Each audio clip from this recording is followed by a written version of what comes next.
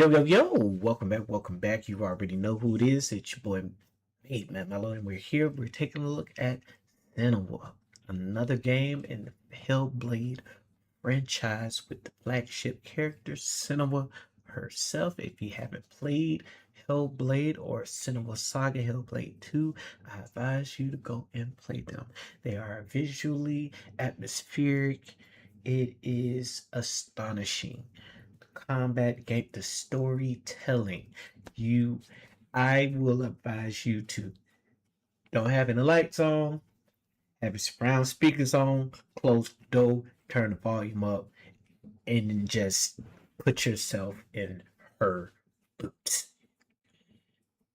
That game, those games was amazing, is amazing, and we're getting another one. Hopefully, it's coming out this year, but I feel like with all the stuff that's coming out, I can wait. Let them cook.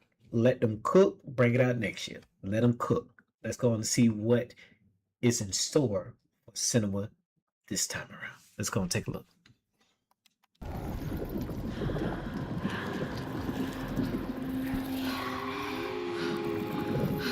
You buried your wounds, left your people behind, believing time would see them heal.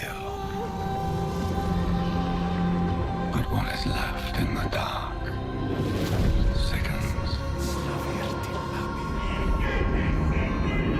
and some binds cannot be broken.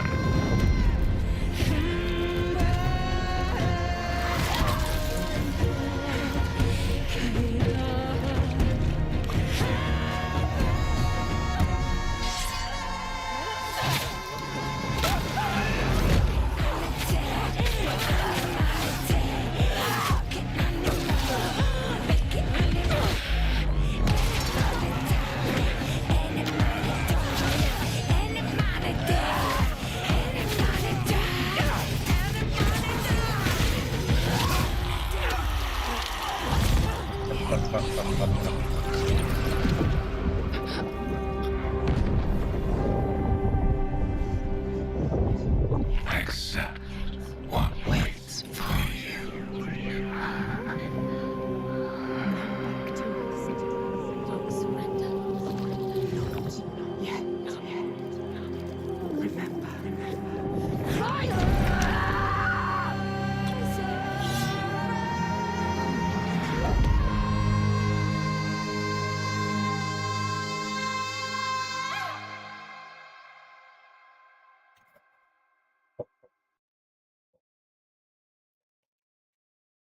Oh,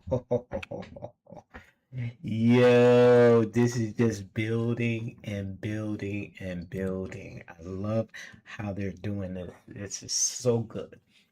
Remember the first game. First game was um, more story. It wasn't as much action as as the later entries, but it built up towards it. It went for that more putting you into her shoes, the atmosphere, putting you into what she's going through, um what's happening in her mind, what the outside world is like. And it slowly built to that end where it's like, oh, we finna start wilding out, right? It's about to go down.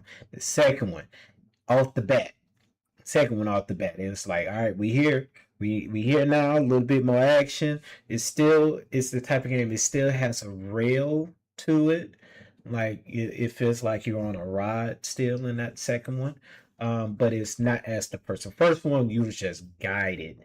This one, the second one, was a little bit more freedom, but it still carried that same atmosphere, that same claustrophobic. Like second game, I was like, the stuff that they had you doing and getting through and out of. I was like, nah, bro. Y'all, I would have been, if I was that character, I would have been done. I would have been done. Y'all can't tell me nothing. No. No, the stuff that they had her doing or going through or experiencing, I was like, yeah, no, no. When you got to fight two battles, you got to fight the outside world, and then you got to fight what's in your mind, and then make it three because they both blend in somehow in some way. It is crazy. I love it.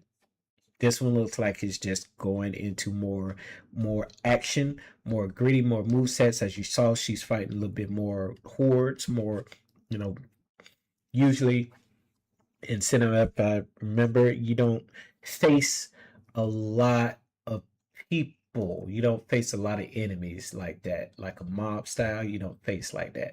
Now, in the second one, it built up to that where you're fighting like, okay, they're like literally surrounding you. They're not walking up in your face, or you gotta, it's like one or two. Nah, second one built it up to where it's like it's 10 of them Jones right close to you, trying to knock your block off. So this one is going to be more. We're gonna get a little bit of more hack and slash a little bit. Those puzzles are still going to be there. I love those puzzles. Some of them hard as hell, but for me, because it's like you have to. Some are easy. Some is like you got to be in a certain spot, certain level, certain angle. I loved it. Um, and then the storytelling.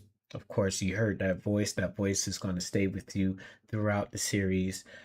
Throughout the game, it's going to be instances where that voice is going to be you in that voice, and that voice is going to be very low. That's why I say have your volume up, because with Senua, you're not only going to be hearing what's outside, but you're going to be hearing what she's hearing in her mind, and she's going to be constantly talked to. You're going to hear her thoughts. You're going to hear entities telling her what to do or what not to do, the fear, and then you get this eerie voice in the back of your head, like just the grittiness, the deep tone of the voice, and it's wild. That's why I say if you have the volume up, have it up so you can hear it, because it's going to be faint.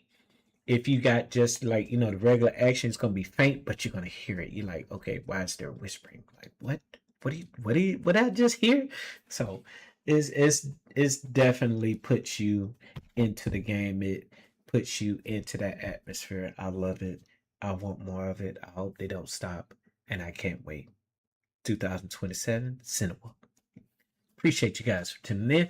Don't forget to like, comment, and subscribe. You guys have a wonderful, wonderful day. Peace.